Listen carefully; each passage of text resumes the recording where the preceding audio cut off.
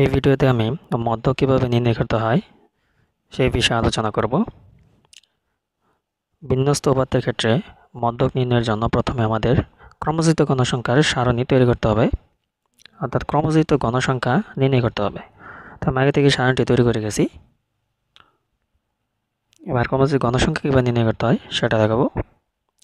সারণী তৈরি করার জন্য প্রশ্নে লম্ব বরাবর যতগুলো ঘর থাকবে উত্তর করার সময় সেগুলো হবে সারি বরাবর, অর্থাৎ এখানে লম্ব বরাবর ঘর রয়েছে 1 2 3 4 5 6 7 7টা, এবং শেষে মোট গণসংখ্যা লেখার জন্য একটা বাড়তি লিখতে হবে, অর্থাৎ 8টা।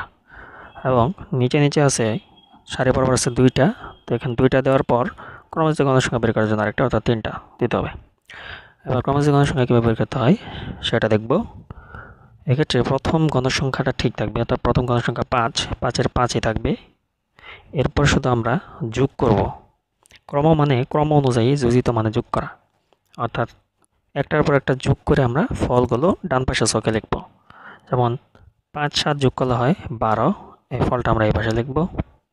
এরপর 12 আর এই পর্যন্ত যোগ করলে হয় 10, 12 আর 10 হলো 22, 22 আর 8 যোগ করলে হয় 30, তো এই পাশে আমরা 30 লিখব।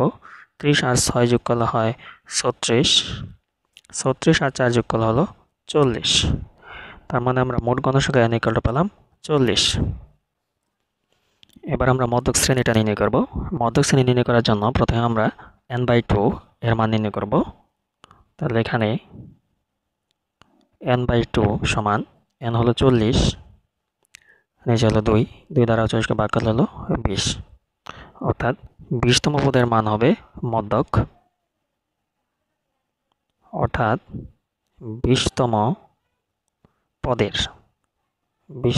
পদের মান হবে মধ্যক। এবার আমরা দেখব 20তম পদ কোথায় অবস্থিত। যখন আমরা ক্রমজিত গণসংখ্যা বের করেছি 20তম পদটা আমাদের এই ঘরে পড়েছে, অর্থাৎ 12 থেকে 22 পর্যন্ত সবগুলো গণসংখ্যা এই শ্রেণীতে রয়েছে। তাহলে 20তম গণসংখ্যাও 61 থেকে 70 শ্রেণীতে অবস্থিত।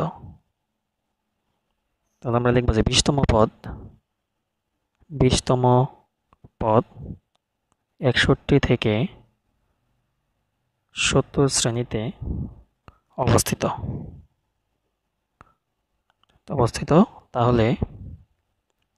তাহলে মধ্যক 61 থেকে 70 শ্রেণীতে অবস্থিত।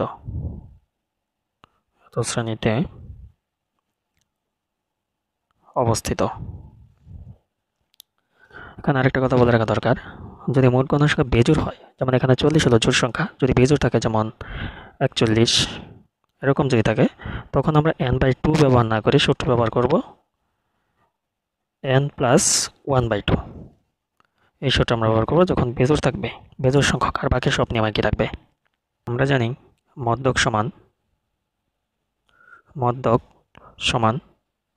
L plus n/2 minus fc into h/fm। এখন আমরা এগুলোর মান নির্ণয় করব। L হলো মধ্যক শ্রেণীর নিম্নসীমা, মধ্যক শ্রেণীর নিম্নসীমা হলো 61, এটা 70 হলো ঊর্ধ্বসীমা, তার মানে L সমান হলো 61। এরপর n/2 আমরা আগে বের করেছি 20, fc হলো মধ্যক শ্রেণী যেখানে অবস্থিত তার আগের শ্রেণীর ক্রমজিত গণসংখ্যা। মধ্যক শ্রেণীর আগের শ্রেণীর ক্রমজিত গণসংখ্যা হলো fc। মধ্যক শ্রেণী আমরা পেয়েছি এটা, অর্থাৎ এই জায়গায় তার আগের শ্রেণীর ক্রমজিত গণসংখ্যা হলো 12, তার মানে fc এর মান হচ্ছে 12।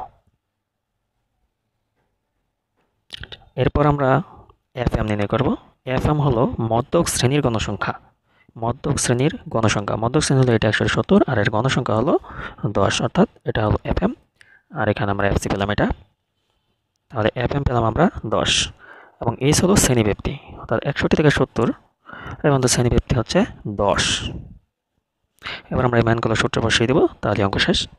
L এর মান হলো 61 প্লাস n/2 আমরা আগে পেয়েছি, n/2 এর মান হলো 20 মাইনাস fc পেলাম আমরা 12 ব্র্যাকেট ইন্টু h হলো 10 এবং fm এর মান হলো 10। 61 প্লাস 20 থেকে 12 বিয়োগ করলে হলো 8, কিন্তু এখানে 10 দিয়ে 10 কে কাটাকাটি করলে হয় 1।